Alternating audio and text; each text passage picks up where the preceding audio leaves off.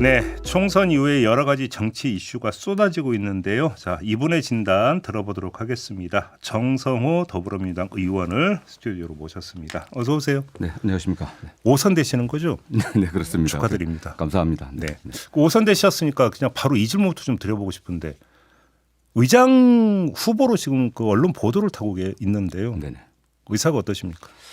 뭐 제 의사라기보다도 저희 뭐 민주당의 입장들 또는 의원들의 생각이 중요하지 않나 생각을 하고 있습니다. 일단 국회가 국민들이 보기에 국회가 제 기능을 못 하고 있거든요. 국회의 기능과 역할을 회복하는 게 중요한데 국회의 기능과 역할의 핵심은 결국 국민의 대표기관으로서 입법 문제, 그다음에 정부를 좀 감시하는 역할 아니겠습니까? 여야 관계가 최악의 상황이거든요. 이런 문제를 해결해낼 수 있는 그런 의장이 필요한 게 아닌가라는 여론이 많은 것 같습니다. 네. 저는 뭐 그런 면에서 제가 국회 뭐 기재위원장 또 예결위원장도 했었지만은 뭐 거의 파행이 없었습니다. 그런 면에서 누구도 유연하고 뭐 또 여야의 그 타협과 대화 또 중재를 해낼 수 있는 능력은 있다고 생각하는데 다만 아직은 뭐 또 여러 의원님들과 좀 대화를 좀 나누고 있는 상황입니다.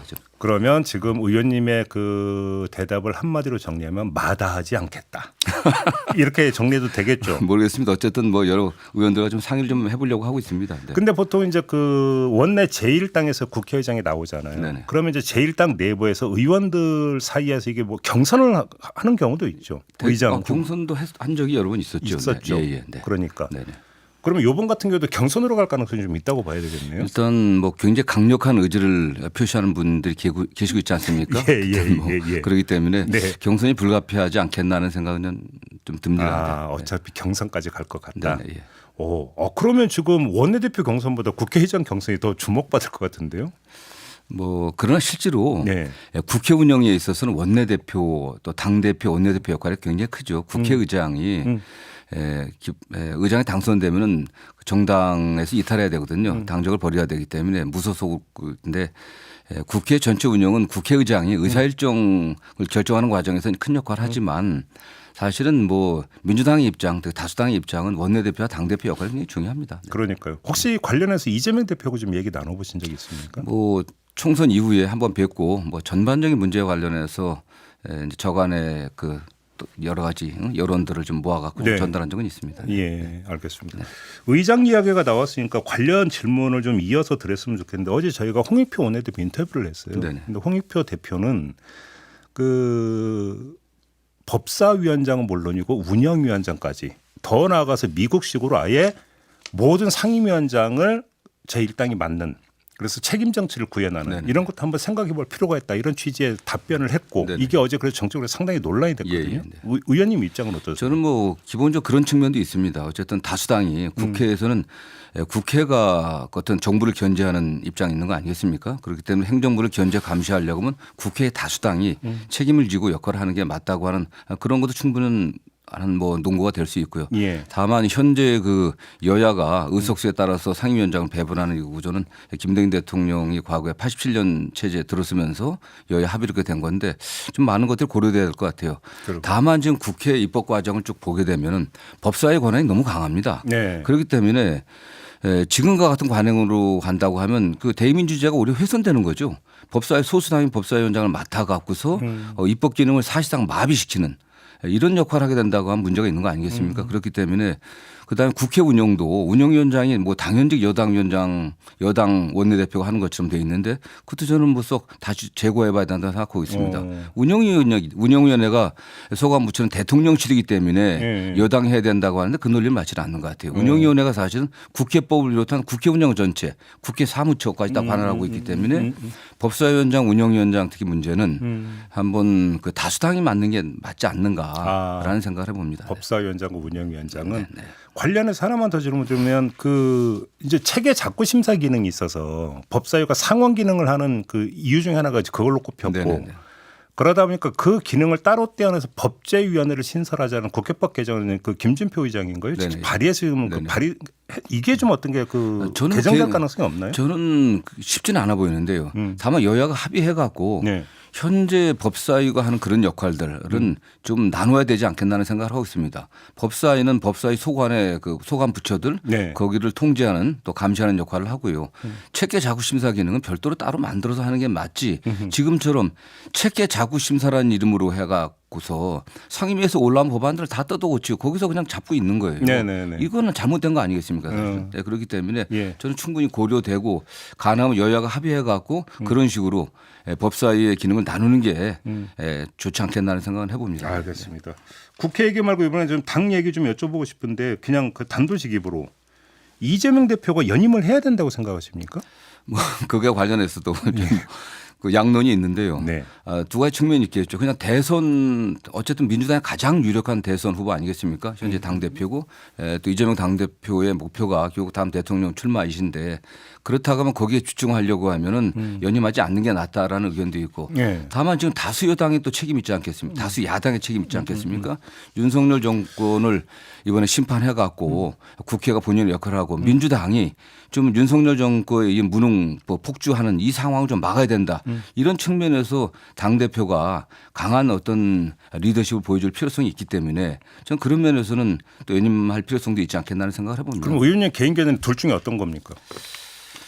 뭐 지금 제가 개인 견해를 말씀드리면 또 여러 해석이 있기 때문에 예. 결국 이 문제는 예. 이재명 당대표가 판단해야 될 문제가 아닌 생각을 합니다. 그 총선 때 한번 만나서 이런저런 얘기 나누셨다고 했잖아요. 총선 이후에. 그러니까 총선 이후에. 그러니까 이 얘기는 없었습니까? 뭐 이 얘기는 특별히 저는 이런 문제에 관련해 갖고 네. 어쨌든 국민이 민주당 국민들께서 민주당을 다수당으로 만들어졌다고 하는 그 의미 우리가 어떻게 잘 해석을 하고 받아들여야 되는지 국회에서 민주당에 부여한 책임을 이행해야 될 그 의무가 있는 거 아니겠습니까? 네네. 그런 면에서 좀 강한 당대표가 필요하다는 말씀을 좀 드렸습니다. 네네. 아, 강한 당대표가 필요하다. 네네. 그럼 결국 이재명 대표가 연임할 필요가 있다는 그런 말씀이신 것 같은데. 뭐 그건 어떤 그런 측면에서 조금 전에 말씀드린 것처럼 이재명 당대표의 향후 정치적 목표 또 그걸 실현해가는 과정과 네. 관련해서 이 대표가 결단해야 될 문제가 아닌가 생각합니다. 그렇게 보시고. 그 조국 혁신당이 있잖아요. 네네. 지금 이제 그 원내 교섭단체 구성을 위해서 이제 그 8석의 의석을 추가 확보하는 그 문제. 네네. 관련해서 제1차 대상이 지금 더불어민주연합에 있는 민주당 추천 몫이 아닌 다른 네네. 당선인들이 그러니까 1차 대상이다라고 하는데 또 한쪽에서는 그래도 민주당의 양해는 구해야 되는 거 아니냐로 또 이야기도 나온다고 하니까 네네. 민주당 소속 의원으로서 그 문제는 어떻게 평가를 하시고 어떻게 생각하십니까? 뭐 여러 가지 얘기들이 나오는데 처음에 뭐 의원을 뭐 빌려주는 게 안까지 나왔는데 그건 바람직하지 않은 것 같고요. 예. 그건 뭐 국민의 뜻에 반하는 거죠. 그런데 어쨌든 당의 우리 그 비례연합당 같은 경우는 뭐 거기에 들어오신 시민사회 분들이나 이런 분들이 뭐 어떤 결정할 문제겠지만은 저는 그래도 그분들이 국회에서 의정활동에 있어서 어떤 소개 성과를 내고 또 시민사회 의견을 반영하려고 하면은 요거 다수인 민주당과 함께 해야 의견을 낼 수 있죠. 아시겠지만 국회의원 한 사람이 강한 의지를 가지면 그 의원 숫자에 관계없이 국회에서 자기 목소리를 낼 수 있는 거거든요. 뭐 대표적인 분이 용해인 의원 같은 분 아니겠습니까? 예. 기본소득당 혼자였지만 국민들에게 강한 인상을 남겼습니다. 그렇기 때문에 그 역할과 본인의 역량의 문제이기 때문에 네. 그분들도 좀 잘 판단했으면 좋겠다는 생각을 갖고 있고요. 오히려 조국 혁신당에 합류할 게 아니라 민주당으로 합류하는 게 더 낫다. 네, 그렇습니다. 네. 제가 그분들에게 드리고 싶은 말씀을 좀 드릴 기회가 있다면 예. 그게 더 오히려 예. 시민사회 목소리를 갖다 전달할 수 있는 또 중요한 그 어떤 계기가 될 것이라는 생각을 합니다. 네. 알겠습니다. 어제 이 시간쯤에 박영선 총리, 양정철 비서실장 기용설 이야기가 나와서 속칭 발칵 뒤집힌 적이 있었는데요. 일단 지금 의원님은 어떻게 파악하고 계시고 어떻게 평가하십니까? 잘 모르겠습니다. 저도 언론에 나와 있는 거 외에는 뭐 잘 모르겠는데 저도 뭐 박영선 장관님 개인적으로 좋아하고 뭐 잘 아는 사이이긴 한데 예. 뭐 양정철 실장도 마찬가지고요. 근데 이 과정을 보면 도대체 윤석열 정부가 지금 총선 이후에 상당히 여전히 정신을 못 차리고 남맥상을 보이고 있는 게 아닌가 하는 생각을 합니다. 좀 대변인실에서는 뭐 사실이 아니다라고 얘기를 하는 것 같고 또 일부 언론에서 보면 윤석열 라인에서는 뭐 타진해 본 적이 있다. 네, 또 이런 얘기도 동아일보는 그렇게 그렇게 지금 나오고 있는 거 아니겠습니까? 예, 예. 그런 걸 봤을 때 어떻게 굉장히 국정 운영의 핵심적인 자리가 두 자리 아니겠습니까? 비서실장. 저는 비서실장이 더 중요하다고 보는데 비서실장 총리인데 이렇게 언론에 노출되는지 또 당사자인 뭐 박영선 전 장관도 뭐 불쾌하다는 말씀들을 또 하는 것 같고 또 양정철 실장은 뭐 제가 알기로는 직간접적으로 늘 난 더 이상 공직에 나가지 않겠다 이렇게 말씀 많이 하시던 것 같아요.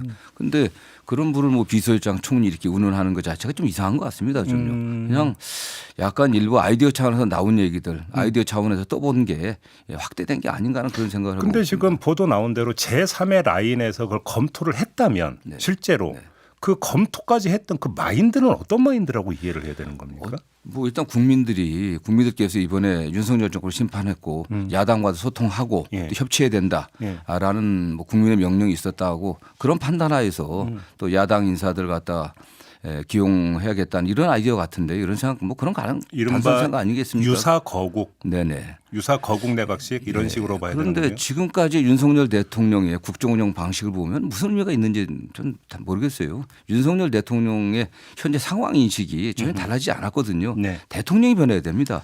우리나라는 대통령 중심제 국가고요. 네. 윤석열 대통령은 제가 보기엔 87년 체제의 가장 제왕적인 대통령이거든요. 이런 분이 본인이 스스로 이 상황을 갖다 제대로 파고 달라져야 되는데 그분이 달라지지 않은 상황에서 뭐 대총리 비서실장이 무슨 의미가 있겠습니까? 알겠습니다. 지금 법률수석 비서관실 신설 이야기가 계속 나오고 있지 않습니까? 그 의원님도 이걸 방탄용이라고 그렇게 평가를 하십니까? 저는 뭐 그렇게 보고 있습니다. 왜냐하면 예.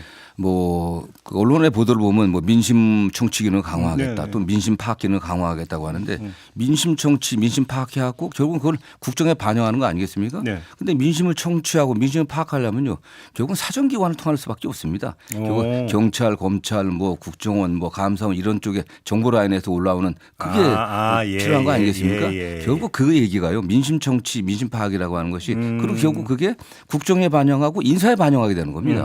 결국 그게 사정기관 강화죠. 같은 얘기를 다르게 얘기하는 겁니다. 모르겠어. 시민단체를 만난다든지 이런 거는 이제 시민사회 수석실을 했으니까 지금 이쪽에서 만약에 한다는 민심청취라고 하는 건 사정기관을 통한 보고 주로 이런 것이다. 그런 거겠죠. 네. 보수진영 일각에서 개헌 이야기 나오는 거 들어보셨죠? 이건 어떻게 평가하세요? 근데 지금 개헌을 발의하려면 대통령이 발의하든가 국회의원 200명 이상이 발의를 해야 되거든요. 근데 여당이 지금 100석이 넘었기 때문에 개헌 저지선을 확보한 겁니다. 결국 대통령과 여당의 의지가 중요하죠. 야당에서 만약 개헌을 주도하게 된다고 하면 저는 역풍받을 가능성이 크다고 봅니다. 야당이 아니라 국회가 새로 국회의장이 주도해 갖고 여야가 합의해 갖고 몇 차례 시도했지만 실패했습니다. 개헌 특위를 만들어 갖고 권력구조 개편뿐만 아니라 87년 이후에 여러 가지 상황 변화들 그런 걸 반영해 갖고서 종합적으로 개헌을 한다면 모르지만 지금 뭐 대통령 임기 단축만을 갖고서 그게 어떤 논의의 중점이 돼 갖고서 개헌을 추진한다고 하고 야당이 주도한다면 저는 바람직하지 않다고 보고 있고요.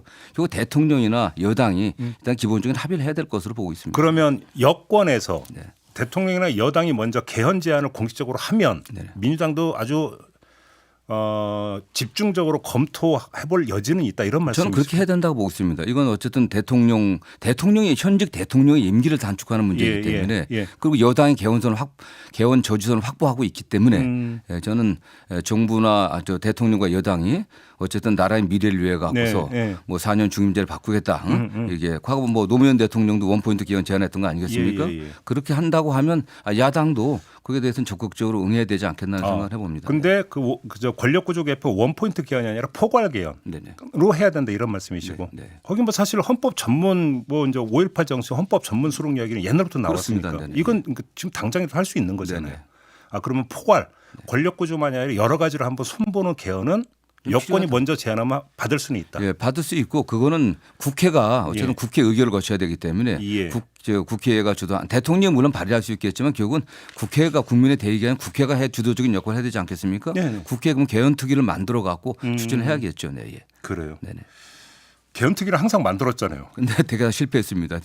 결과가 없었을 뿐이죠. 근데 결국은 그게 대통령의 의지가 중요한 거거든요. 결국은 결국은 대통령의 의지죠. 알겠습니다.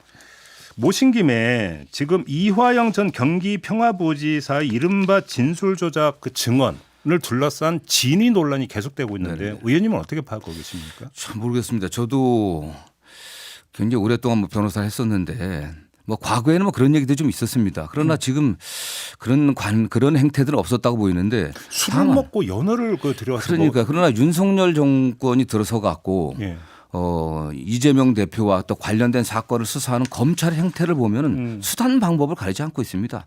마구잡이 무차별적인 압수수색 뭐 이렇게 지금 계속 되고 있지 않습니까? 예. 전 그래서 윤석열 정권의 검찰이 초조해 갖고 네. 이런 일을 벌일 가능성이 있다고 보고 있고요.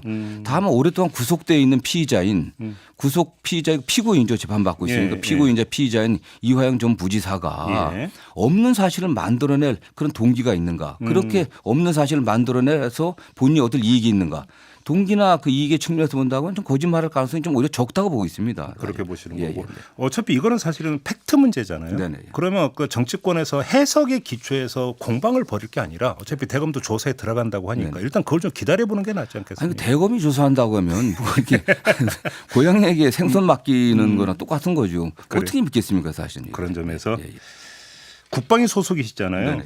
마지막으로 이걸 좀 여쭤볼게요. 이종섭 전 국방장관에 대한 수사했잖아요. 네네. 더 나아가서 최상방 특검법 어떻게 해야 된다고 생각하십니까? 저는 역시 특검 해야 된다고 보고 있습니다. 뭐 그래서 이종섭 장관이나 또는 대통령실이 떳떳하다고 하면 특검을 통해서 깨끗이 해결해야 되지. 이거 얼마나 안타까운 사건에 대해서 지금 이런 공방이 벌어지고 있습니까? 사실 단순한 사건이거든요. 예. 그냥 해병대 수사단에서 기초 수사하고 경찰에 넘겨 수사해서 끝날 문제입니다. 뭐 지휘 책임 분명히 물어야 될 전 사안을 보는데 네네. 이걸 덮으려고 많은 그 은폐 왜곡 뭐 허위가 이런 것들이 지금 관영으로 지금 드러나고 있는데 뭐 특검 외에 다른 방법이 있겠습니까? 그렇다. 예, 예. 알겠습니다. 자, 오늘 말씀 여기까지 듣도록 할게요. 고맙습니다, 의원님. 감사합니다. 네, 정성호 더불어민주당 의원이었습니다.